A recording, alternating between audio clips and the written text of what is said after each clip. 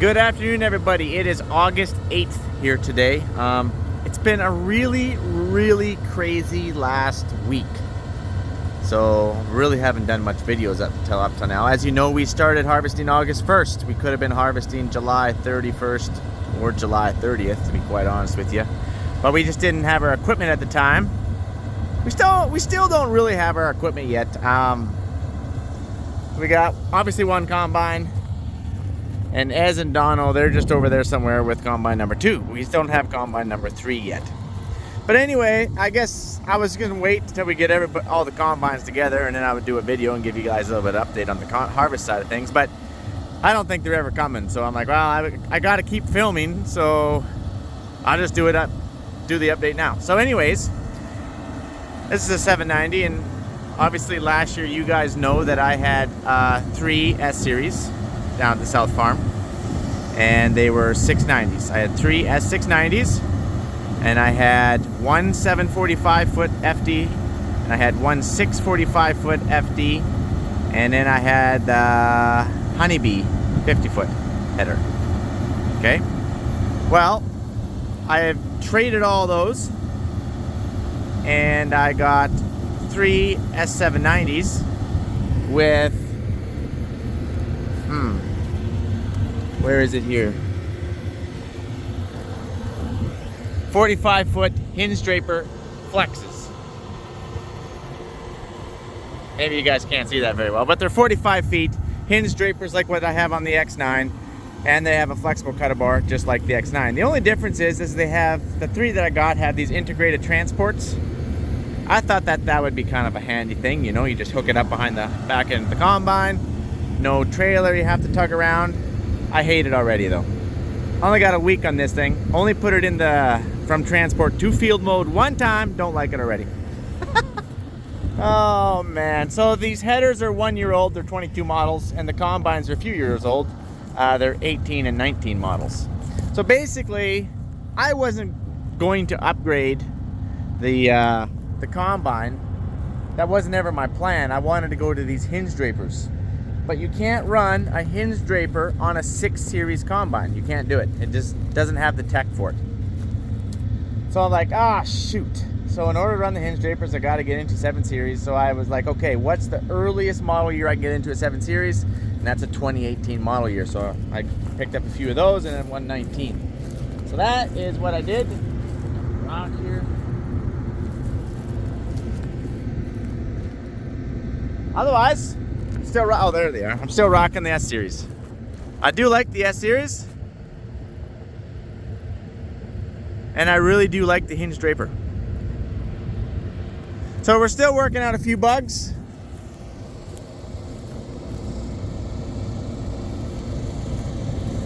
I should be able to level my hinge draper via a level button in my combine, or I can go into the monitor and hold the button. I can't do that. So we're still working those bugs out. I should be able to lower these hydraulics up and down via the button in the cab by just holding it. I can't do that on this one. I have to tap it, and then it just keeps going like this all the way down. Still working out a few glitches. As far as the combines are concerned, we just got we just got one combine August 1st. Second combine just came like a couple days ago, a day ago. And we still don't have the third yet. Am I frustrated? Yes. Should we have all the combines here? Yes. Did I just make the deal last week? No. It was February.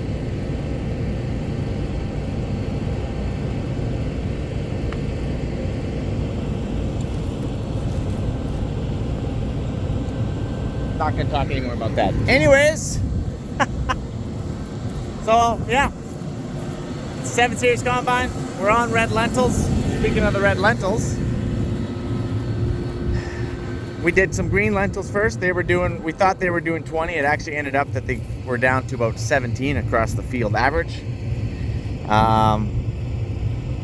These reds, I think, are going to be right around 15, 16 across the field average. My yield is slowly dropping because I started with my best stuff, and we're going down, and we're going to finish with some of my worst stuff farther south. Got a little less rain down there. The downside is there's actually a really nice stand here. I know it is leaning a little bit, but it really is a nice stand. This looks like maybe a 20 bushel stand. We did cut some stuff that it was almost near a 30 bushel stand, and the lentils just weren't there. That heat come. We had a beautiful crop coming, and we didn't have any subsoil moisture. We had like 5 inches of rain, but it all was in like May and June, and we just didn't put any roots down. And we had a princess crop, you guys. We had a princess crop. They didn't put any roots down. It got hot, hit 40 degrees with the wind blowing, and that is a pretty typical thing in July, and it just cooked it. Just cooked it. It aborted the pods, it aborted the flowers, and then, well, we got what we got. And I haven't cut any durum yet. I've heard rumors of some people who have been cutting durum, and they're seeing some like really light durum, like some 55-pound durum, which is, that's definitely not a number 1. I don't think that's a number 2. That might be like a number 3. It's just really small. We were thrashing some stuff out in our hands, and it's just super small. We'll get there. Don't worry, we'll get there. We got lots of durum to do. We remember when we seeded, we split our durum in half. We did some early durum, and then we finished off with the late durum. Early durum's got a really nice stand. Looks like it should do 40 bushel. I think we're dreaming if we think that we're gonna get 40 bushel, but it should. The stand is for 40. This stuff right across the road was some later stuff. It doesn't look very good, but it also had a little more chance to put down some roots during the heat. So will it out yield the early stuff? I don't know what the quality is gonna be. I guess we're just gonna have to wait and find out. So this is pretty much still double of last year. How often can you say you get the double every year? We pretty much had 0 crop in 21. Then I think we had like 4-ish or so bushel in 22. From my memory, I don't know. And then like last year we were like 8 bushel. We doubled again. And now we're almost doubling again. I hope we can at least double again. And then by golly, George, guys, next year we're gonna double again. We're gonna go 32. And then the year after, in 2026, Lord will, we're gonna double again. We're gonna hit 64. I hope so. So anyways, that's the update on the crop. I haven't done a video in a long time. I was hoping to do a video when all the combines were here, but we're never getting these last combines. We're never. It's in our yard, but it's broke down, sent it out, missing components, and yeah, we're, long story short. But anyway, we got 1.5 going. Oh man. Really do like the headers. Don't like the transport. They're loud, especially when you're in lentils. And I'm actually running in rigid mode, believe it or not. I wanted to try it. And since there's very little pressure, they go tick, tick, tick, tick, tick, tick, tick, tick, tick, going across our 12-inch rows. They go tick, tick, tick, tick. I'm like, that is really annoying. Really annoying. So anyways, no carpet in these ones.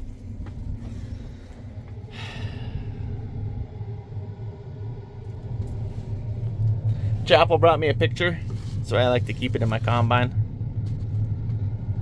He drew it for me. It's freaking awesome. I guess the only difference is with the 7s, as you guys know, is you get the new command arm and you got the tech in order to run these headers. These headers are definitely heavier. I definitely noticed that.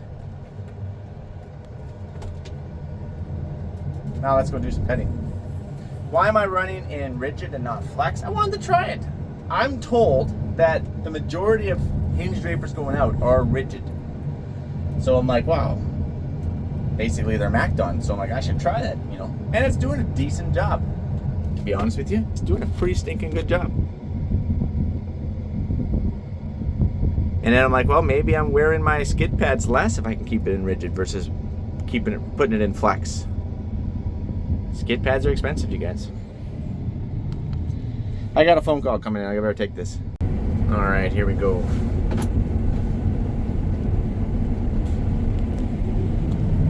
So we're doing a pretty nice job to that ground.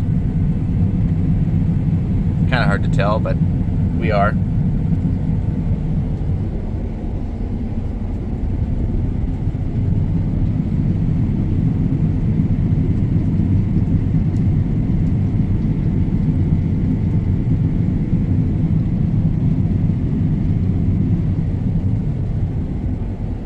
Some of it is kind of flopped over a little bit, which is typically a good sign, because normally you gotta, if a good red lentil crop sometimes will lodge. It's just not as much in there as what we were hoping for. I'm only doing about 2.5 to 3 miles an hour, just so I can do a good job cutting. 3 mile an hour, I guess, is kind of my speed of it going. I guess I can speed it up just a little bit. There we go, right there. Oh, oh. I feel like only farmers really know the difference between like a 1/4 of a mile an hour to a 1/2 of a mile an hour. Like, I'm serious, guys. Like, you jump a 1/2 mile an hour, it feels like we're flying out here.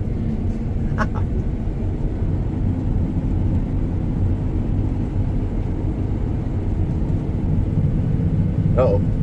It's never good when the combine stops.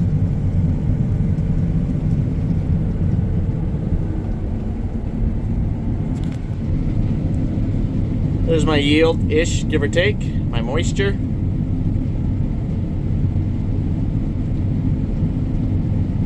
Yeah.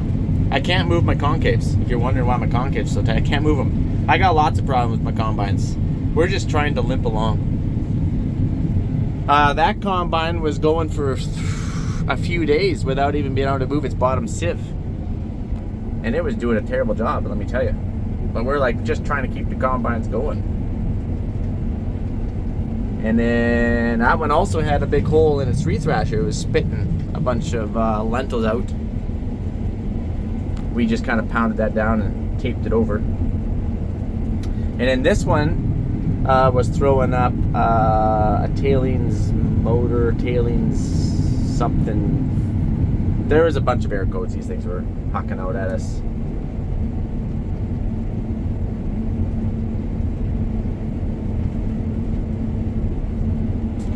You can see how it's kind of going this way, just like a Mac done. It's doing a nice job. So I got my canvas, it's only running at about 75, which is pretty slow. And I actually got another great thing about the inch drapers is you can change your gearing of your, put it in low speed, that center canvas and that drum. So we're just running that in low speed. So it's not spitting lentils at us 100 mile an hour.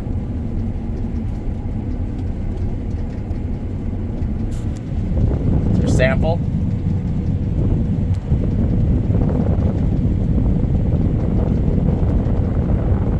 See what our tailings looks like. Oh, badge holes. I gotta watch these badge holes. Can't even see my tailings. Better go clean that camera, I guess.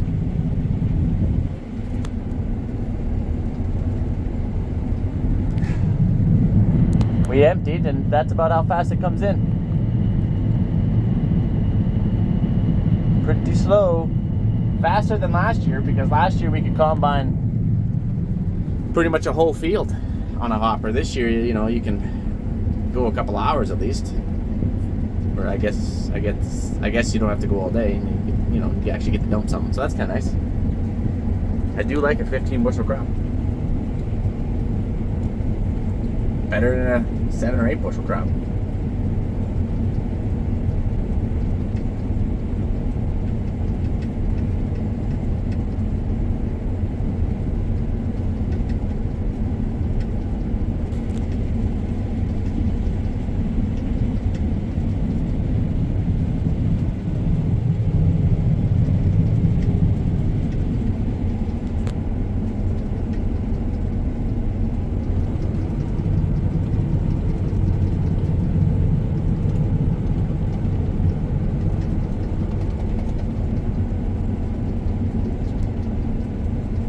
So anyways, that is the update, you guys.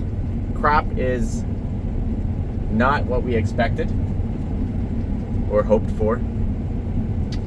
Thankful for what we have, but it is a hard pill to swallow when you think you got the big one coming and you feed it and you feed it and you feed it and you feed it. You're pumping micros down, you're putting the fungicides on, you're buying extra liquid fertilizer and top dressing everything. You're spending way more money because you're like, okay, we got a crop. Finally, we got a crop. Let's feed it and let's pull off a big one. Yet to pull off still a below average. 20 bushel red lentil crop would be considered down here. Well, I don't know what the average is anymore, but used to be nothing to get a 20 bushel red lentil crop, but apparently that's hard to obtain. So anyways, we'll continue doing some more videos, and when we get all the combines lined up, whenever that comes, hopefully before end of harvest, we'll do a walk around. Otherwise, I'll catch you guys on the flipper. And if you're wondering what happened here, they just grabbed my line. Because we're not line sharing. Because one combine's unlocked to line sharing and two are not. And it's like $4,300 a combine to unlock it to line sharing. And I'm like, I don't think I'm going to spend that with this crop. So that's the deal. I'll catch you guys on the flipper. Adios, amigos.